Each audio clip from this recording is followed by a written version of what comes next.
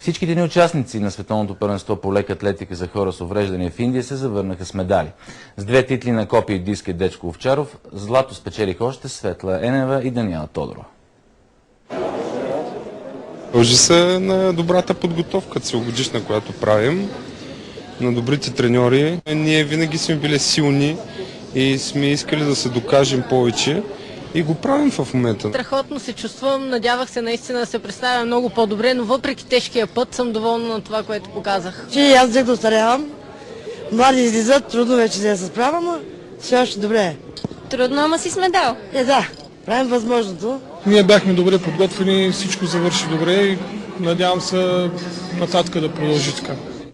Единственият проблем пред параатлетите ни е бил слабата организация на домакините. Не са очаквали, че едно състезание за хора с увреждане е доста така сериозна задача и че не е тук така лесно и непосилно общо взето.